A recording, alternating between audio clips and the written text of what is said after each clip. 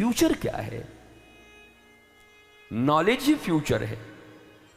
अज्ञानता ही दुख है, और ज्ञान समन्वित हो गए तो जैसे सिंह गरजता है, तुम्हारा ज्ञान गरजेगा। जिस किसी परिस्थिति में रहोगे, परिस्थितियां तुम्हें बाध्य नहीं कर सकती, बल्कि परिस्थितियों के बाधा को तुम बाध्य कर दोगे।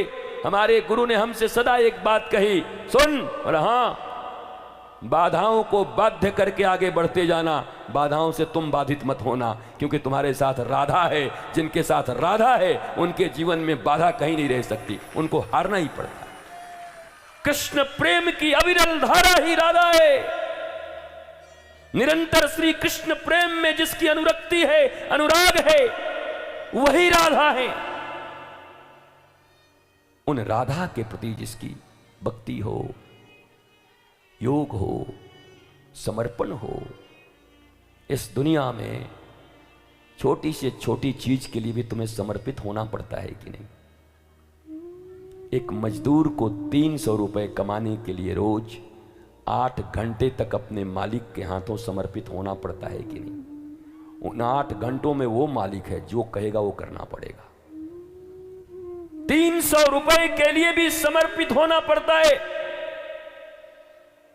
सरकारी नौकरी में भी 10 से लेकर 4 तक तुम्हें समर्पित होना पड़ता है। मल्टीनेशनल कंपनियों में तो डबल शिफ्ट चलते हैं। साधारण रुपए, पैसे, अरे प्रेम करते हो किसी से, तब भी कहते हो कमिटमेंट तुम नहीं निभाते, तुमको कमिटेड रहना होगा। वहां भी कमिटमेंट चाहिए। तो इस दुनिया में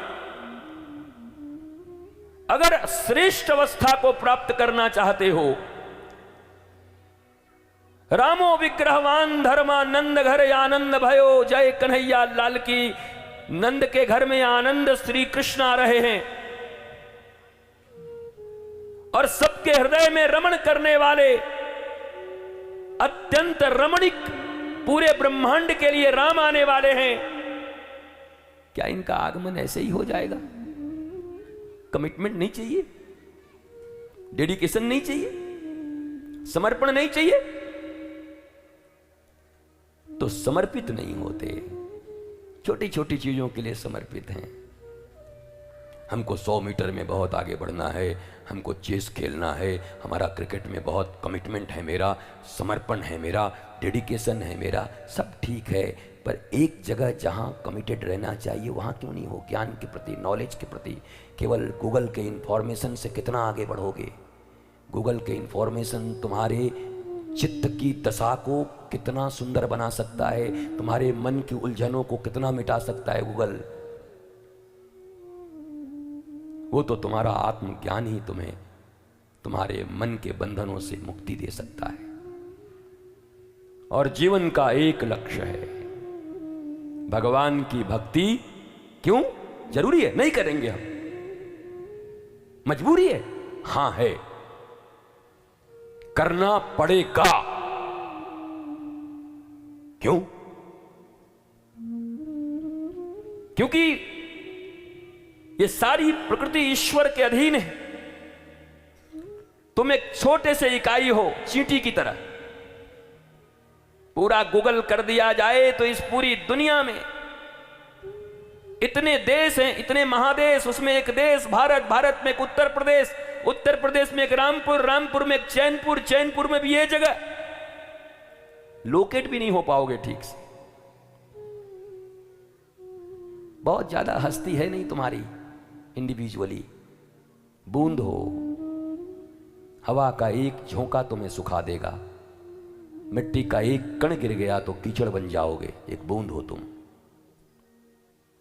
पर याद रखना, अगर यही बिंदु उस सिंधु में मिल गई तो उस पूरा सूर्य भी मिलकर के इस सिंधु को नहीं सुखा सकता, दुनिया में कोई नहीं सुखा सकता।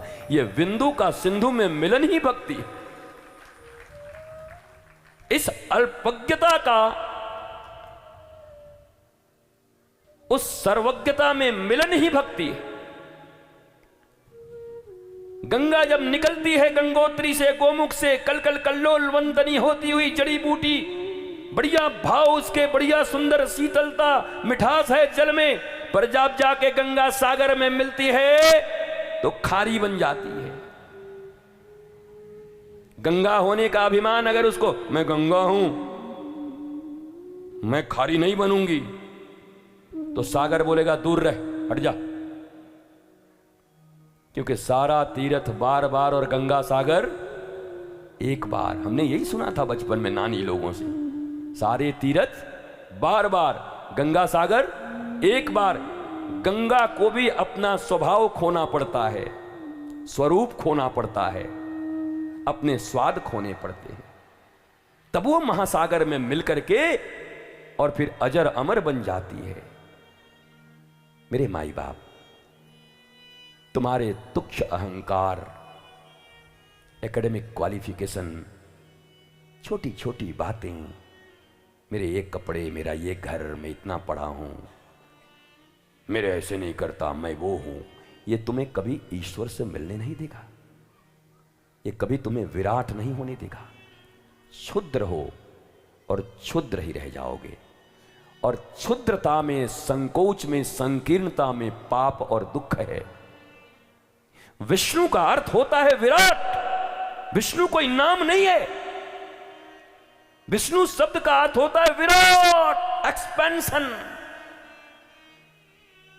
क्षुद्र से विष्णु बनने का एक ही उपाय है, धीरे धीरे अपनी क्षुद्रताओं से मुक्त हो।